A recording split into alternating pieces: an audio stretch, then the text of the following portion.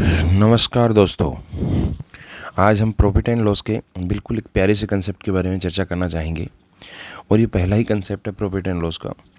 इस प्रकार के कंसेप्ट मैं रोज़ आपके लिए लाता रहूँगा और ऐसे कंसेप्ट की जो प्रैक्टिस सीट है उसकी जो पीडीएफ है वो मेरे टेलीग्राम चैनल पे आपको मिल जाएगी। टेलीग्राम चैनल का जो लिंक है वो डिस्क्रिप्शन में आपको मिल जाएगा। उसके अलावा मैं उसका नाम भी बता देता हूँ। जो अपना टेलीग्राम चैनल है उसके नाम के बारे में बता देता हूँ आपको एक बार मैं। उसका नाम है द सुनील एजुकेशन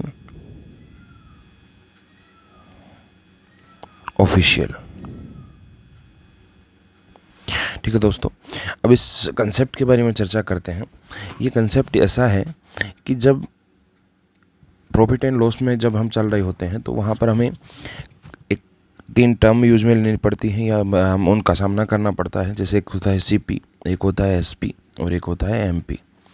यानी इन तीनों टर्म जब एक साथ आ जाएं तब वहाँ पर क्या होता है, हमें प्रॉफिट एंड लॉस भी देखने को मिलता है और आपको डिस्काउंट भी देखने को मिलता है। ठीक है, यानी ऐसे क्वेश्चन जहाँ पर लाभ हानि भी मिलते हैं और डिस्काउंट यानी छूट की गणना भी की जाती है।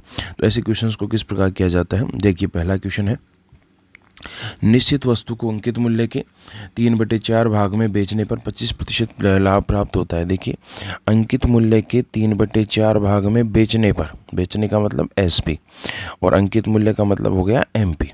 यानी हमारे पास मिला एसपी रेशो एमपी। ठीक है, तो यहाँ पर ये बोल रहा है 3/4, 3/4 यानी 4 तो हो गया आपका एमपी और 3 हो गया आपका एसपी, यानी ये रेशियो हो गया 3:4। अगली वाली लाइन में बोला है कि 25% लाभ प्राप्त होता है, बेचने पर 25% लाभ प्राप्त होता है। तो 25% का मतलब क्या हो गया, 25% का मतलब हो गया 1/4, यानी 4 पर 1 का लाभ हो गया। तो इसका मतलब हो गया क्रय मूल्य यदि 4 है तो विक्रय मूल्य हो गया आपका 1 का लाभ हो गया 5, यानी सीपी और एसपी का जो रेशियो है वो आपको मिल गया 4:5। अब यहाँ पर देखिए आप, यहाँ पर देखिए इधर एसपी से एसपी कैंसिल आउट हो गया।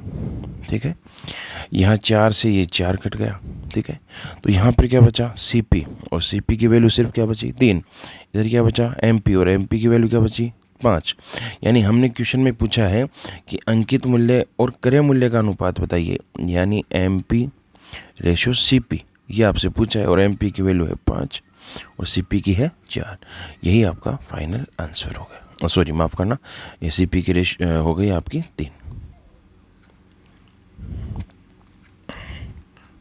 ये हो गया आपका 3, क्योंकि यहाँ 3 बचा था। यही आपका फाइनल आंसर हो गया। ठीक है, ऐसे अगला क्वेश्चन है, आप करिए देखें।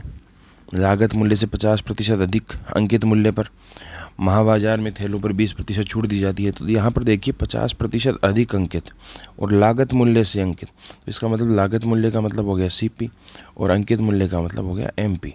और उसने बोला 50% अधिक, 50% का मतलब होता है, 50% का मतलब होता है 1/2, यानी 2 पर 1 ज़्यादा, यानी सीपी यदि 2 हो तो एमपी हो गया आपका 3। ठीक है, ऐसे ही आगे देखेंगे, आगे वाली लाइन में 20% की छूट और छूट हमेशा किस पे दी जाती है, अंकित मूल्य पे।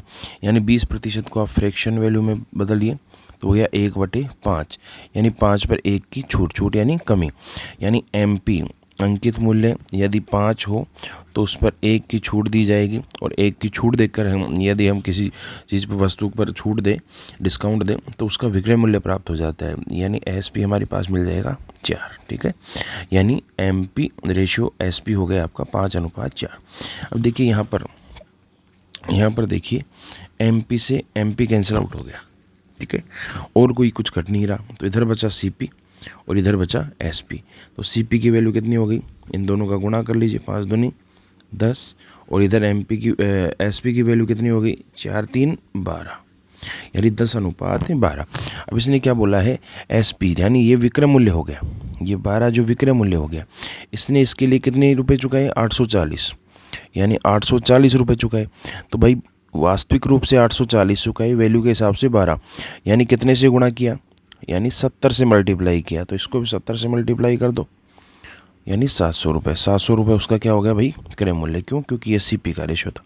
तो 700 रुपये अपना हो जाएगा फाइनल आंसर। धन्यवाद।